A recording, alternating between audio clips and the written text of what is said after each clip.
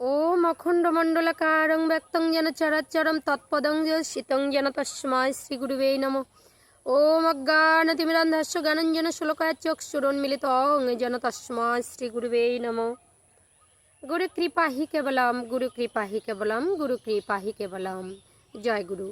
শুধু কৃষ্ণ ভক্ত, গৌর ভক্ত, হরিভক্ত, আমার মা সকল, বাবা সকল, আপনাদের প্রতি প্রত্যেকের চরণে সশ্রদ্ধ প্রণাম। আমার কাছের দূরের আত্মীয় স্বজন, ভাই বন্ধু, ভক্ত শ্রোতা সবাইকে সশ্রদ্ধ প্রণাম জানিয়ে শুরু করছি আজকের ভিডিও শুরু করার আগে বলবো আপনারা কেমন আছেন। আশা করি প্রাণ গোবিন্দ রাধারানীর কৃপায় সকলেই ভালো আছেন। আমিও আপনাদের অনেক অনেক আশীর্বাদ ভালোবাসায় খুব ভালো আছি। তো আজকে আপনাদের সামনে যে ভিডিওটি তুলে ধরার চেষ্টা করছি, এই যে আমাদের নাসিকার এমন একটি স্থান আছে, একটি গোপন বাটন, যেখানে আমরা প্রেস করলে বা টাচ করা মাত্র আমাদের জীবন পরিবর্তন হতে পারে। আপনারা হয়তো অবশ্যই শুনেছেন, আগের যে প্রাচীন যোগী ঋষিরা ছিলেন, তারা নাকের শ্বাসবায়ু দেখেই যেখানে সেখানে যাত্রা করতেন, ভালো মন্দ কিন্তু কাজের ডিসিশন নিতেন। শক্ত শক্ত খাবারগুলো খেতেন বা যে কোনো মশলাযুক্ত খাবারগুলো খেতেন ডান নাসিকার শ্বাস দেখে। কোথাও যাত্রা গমন করলেন, কঠিন কাজে গেলে শ্বাস দেখে গমন করতেন। তারা এই শ্বাস ধরে কিন্তু শূন্যেও উঠে যেতে পারতেন। এখন আছেন এমন গুরুদেবরা রয়েছেন, যেমন আমার গুরুদেব তরণী সেন মহন্ত। তো উনিও কিন্তু এরকম প্রাণায়াম করতে করতে ঊর্ধ্বগামী উপরে উঠে যেতে পারেন, এমনটাই আমার গুরুর শক্তি রয়েছে। তো অনেকেই আমরা কিন্তু জানি না এই শ্বাসের ক্রিয়াটা কিভাবে করলে আমাদের জীবন চলার পথটা পরিবর্তন হয়ে যেতে পারে।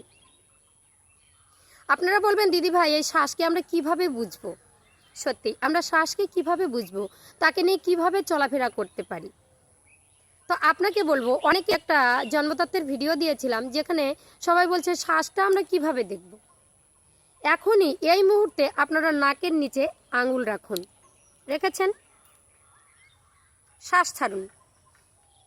যেমন আমার শ্বাসটা ডান নাসিকা দিয়ে বেশি জোরে প্রবাহিত হচ্ছে। আপনার শ্বাস কেমন আছে আপনি অবশ্যই বুঝতে পেরে গেছেন যে কোন নাসিকাতে বেশি শ্বাস প্রবাহিত হচ্ছে।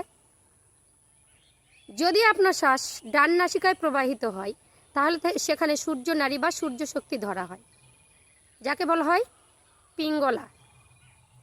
তো এবার যদি আপনার শ্বাস ছাড়তেই বাম নাসিকায় শ্বাসটা বেশি প্রবাহিত হয়, যাকে আমরা চন্দ্রনারী বা ইরা ধরি। তো এই শ্বাসগুলো ইরা পিঙ্গলার শ্বাস নিয়ে আমরা করবোটা কি, তাই তো? তো আমরা যে কোনো কাজে বেরিয়ে যাই না কেন, নানা রকমের একটা ভালো কাজে গিয়েও আমরা আটকে যাই, তাই না? আবার খারাপ কাজে গিয়েও আমরা ধরা খেয়ে যাই। এরকম নানান ক্ষেত্রে ভালো একটা জায়গায় যাচ্ছি, যেতে যেতে গাড়ি অ্যাক্সিডেন্টের যোগ থেকে গেল। তো এরকম নানানটা কাজের মধ্যে কিন্তু আমরা শ্বাসবায়ুকে কাজে লাগাতে পারি, ব্যবহার করতে পারি। তো আপনার জীবন চেঞ্জ হয়ে যাবে এই শ্বাসবায়ুকে যদি আপনারা ব্যবহার করতে পারেন। তো আপনারা এবার ধরে নিলেন আপনার শ্বাসবায়ুটা ডান নাসিকায় বা পিঙ্গলা নাড়িতে প্রবাহিত হচ্ছে, যাকে সূর্য শক্তি বলা হয়। তো এই সূর্য শক্তি আপনার শরীরের মধ্যে প্রবাহিত হলে আপনার শরীর কি হবে? এটা তোমার শরীরের ভিতরের একটা সূর্যের মতোই কাজ করবে। সূর্যের মতো, সূর্য সকল শক্তির উৎস, তাই না? সূর্যালোক ছাড়া কোনো কিছুই খাদ্য গ্রহণ করতে পারে না, গাছরা খাদ্য তৈরি করতে পারে না, উদ্ভিদরা যদি খাদ্য তৈরি করে, যদি উদ্ভিদ ফসল না দেয়, তাহলে আমরাও খেতে পারবো না, না খেয়ে থাকতে হবে, তাই না? তো সৌরশক্তিটা সমস্ত কিছুর মধ্যেই কিন্তু প্রয়োজন। তো এই সূর্য শক্তি যদি আপনার শরীরের মধ্যে পড়ে, যখন ডান নাসিকায় শ্বাস প্রবাহিত হয়, তখন আপনার শরীরের মধ্যে সূর্যের মতোই কাজ কিন্তু করে। তো এখানে কি হয়, এর ফলে শরীরের গরম বাড়ে, এনার্জি এনার্জি ব্যালেন্স থাকে। তারপর তোমার হচ্ছে নানা রকমের যে কার্যক্ষমতাগুলো অতিরিক্ত হারে কিন্তু বেড়ে যায়। এই সময় তুমি অনেক বেশি অ্যালার্ট ও লজিক্যাল হয়ে ওঠো, তোমার কঠিন কঠিন সিদ্ধান্ত নিতে তুমি সক্ষম হও, মস্তিষ্ক সক্রিয় হয়ে ওঠে। তোমার যে ডান নাসিকা শ্বাস প্রবাহিত কালে ডান মস্তিষ্ক সক্রিয় হয়ে ওঠে, সমস্ত সিদ্ধান্ত তুমি নিতে পারো এবং সফলতাও কিন্তু আসবেই। ধরুন আপনি চাকরির পরীক্ষা দিতে গিয়েছেন, সব কিছু ভুলে গেছেন। ডান নাসিকায় শ্বাস যদি প্রবাহিত হয়, তাহলে অনেক কিছু ভুলে যাওয়া জিনিসগুলো মাথার মধ্যে আসে, মাথা সক্রিয় হয়ে ওঠে। একটু চোখ বন্ধ করলে আপনারা সমস্ত কিছু আবার আপনার ব্রেনের মধ্যে ধরে রাখতে পারবেন। এই সময় নানা রকমের কঠিন কঠিন কাজগুলোর সিদ্ধান্ত আপনারা নিতে পারবেন এবং সফলতাও আসবেই সূর্য নারীর প্রভাবে বা সূর্য শক্তি বা পিঙ্গলা নারীর শ্বাস যখন প্রবাহিত হয়। এবার অন্যদিকে যদি বাম নাকের শ্বাস আপনার বেশি পরিমাণে চলে, শ্বাস আপনারা দেখে নিয়েছেন বাম নাকের শ্বাসটা আপনার বেশি পরিমাণে প্রবাহিত হচ্ছে, এটাকে আমরা কি বলি, ইরা ধরি বা চন্দ্রশক্তি। তখন তোমার শরীরের মধ্যে চাঁদের মতন শীতল এনার্জি ফিল হবে। আপনাকে প্রচণ্ড গরম লেগেছে, বাম নাসিকায় যদি শ্বাস হয় যাতায়াত করে, তখন তৎক্ষণাৎ কিন্তু শরীরটা শীতল হতে থাকে, শরীর ঠান্ডা হয়, মন শান্ত হয়। তখন তোমার যে ইমোশন ব্যালেন্স কন্ট্রোল করার ক্ষমতাটা থাকে, যে দুঃখের মধ্যে পড়ে আছো, কোনো একটা হুটহাট করে কোনো একটা খারাপ কিছু করছো, সঙ্গে সঙ্গে বাম নাসিকার শ্বাস চলাকালীন সেই ব্যালেন্সটা রাখবে না, আমি খারাপ কিছু করব না, এরকম সিদ্ধান্ত এবং সমস্ত রকম খারাপ চিন্তাগুলো মুছে ফেলতে ও নেগেটিভ এনার্জিগুলো দূর করতে সক্ষম হবেন, মোকাবিলা করতে পারবেন সেই সময়ে যখন ইরা নাড়িতে শ্বাস প্রবাহিত হয়। তো আমাদের এরকম পরিবর্তন কেন দেখা যায়, আমাদের জানতে হবে দুই নাসিকার ছিদ্রে সবসময় সমান শ্বাস প্রবাহিত হয় না। এখনই আপনারা পরিচয় করে নিতে পারবেন। অনেকে বলছে শ্বাসটা দেখবো কেমন করে, মুখটা বন্ধ করে নাক দিয়ে বায়ু ছাড়তে হবে হাতের আঙুলে বা হাতের মধ্যে। তো এই যে শ্বাস বা নাকের যে ছিদ্র সেটা সরাসরি ব্রেনের সঙ্গে অ্যাডজাস্ট থাকে, তাই শ্বাসের সঙ্গে সঙ্গে ব্রেনের কিন্তু নেগেটিভ পজিটিভ এনার্জিগুলো অ্যাডজাস্ট হয়ে ওঠে বা সক্রিয় হয়ে ওঠে।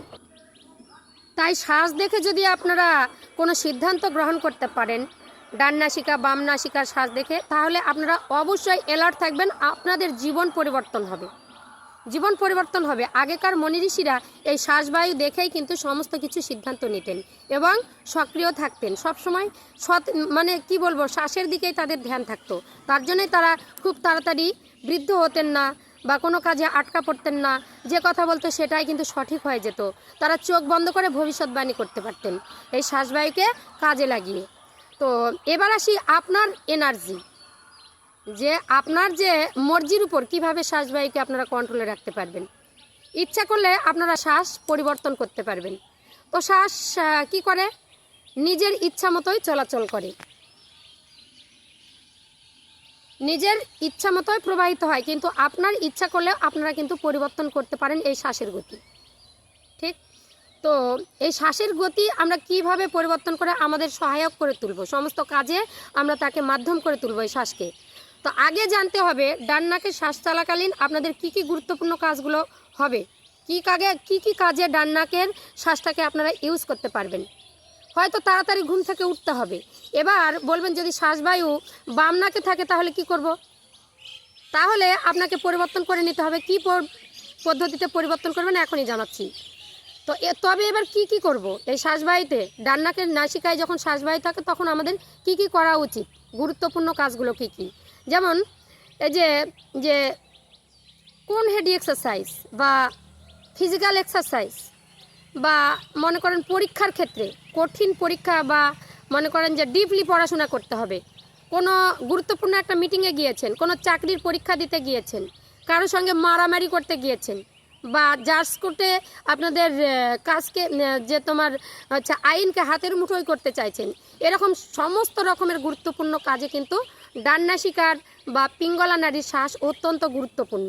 ঠিক আছে, সেই সময় কি হয়, ডান নাক অ্যাক্টিভ থাকা জরুরি একদম, কারণ এটা তোমার সমস্ত কিছু কন্ট্রোলের মোকাবিলার ক্ষমতা রাখে। তাহলে বুঝতে পারলেন ডান নাসিকার শ্বাসটা কতটা গুরুত্বপূর্ণ। এবার আসবো অন্যদিকে বাম নাসিকার শ্বাস কি কাজে আপনারা ব্যবহার করতে পারবেন।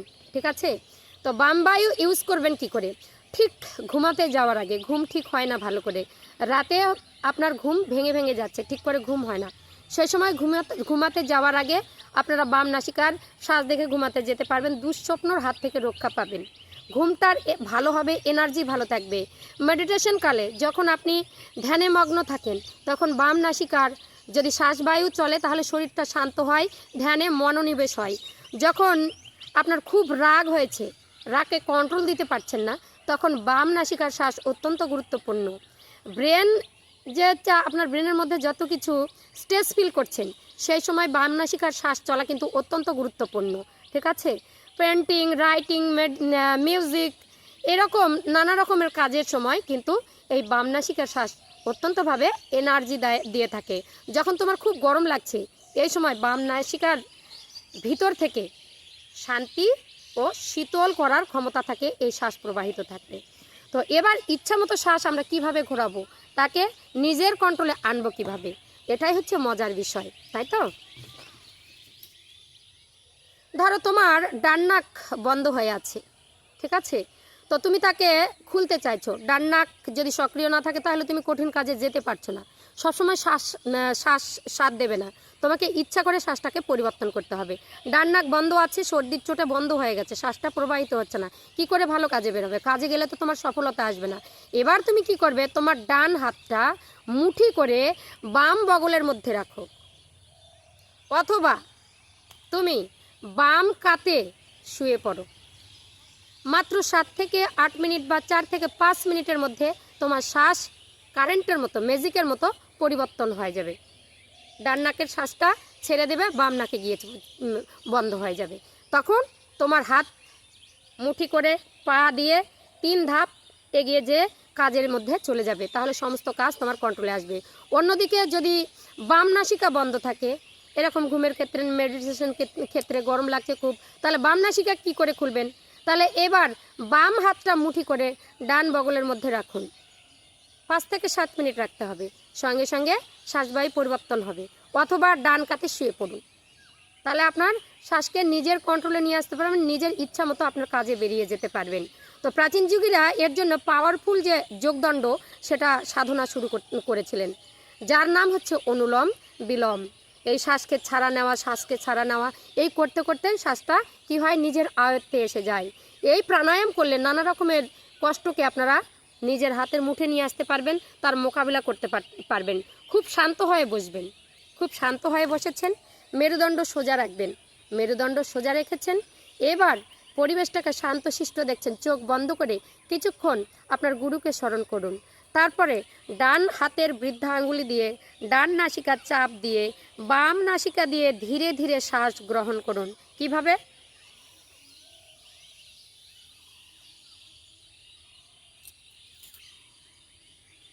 4 কাউন্ট গণুন। তারপরে আমাদের এই যে এই আঙ্গুলটা দিয়ে, অনামিকা দিয়ে বাম নাসিকা ধরবেন আর ডান নাসিকা ছেড়ে দেবেন, দিয়ে শ্বাসগুলো ধীরে ধীরে বাইরে বের করে দিন। এটা হচ্ছে অনুলোম বিলোম প্রাণায়ামের যোগ সাধনা। সোজা হয়ে বসতে হবে, ডান নাসিকা দিয়ে ডান নাসিকাটাকে ডান হাতের বৃদ্ধ আঙ্গুল দিয়ে চেপে ধরতে হবে। আর কি করতে হবে, একটু পরে এই যে আমাদের হচ্ছে অনামিকা আছে, এই অনামিকা দিয়ে এটাকে হচ্ছে চেপে ধরতে হবে, আর ডান নাক দিয়ে শ্বাসটাকে ছেড়ে দিতে হবে। বাম নাকে শ্বাস গ্রহণ করতে হবে, ডান নাকে ছাড়তে হবে, ঠিক আছে?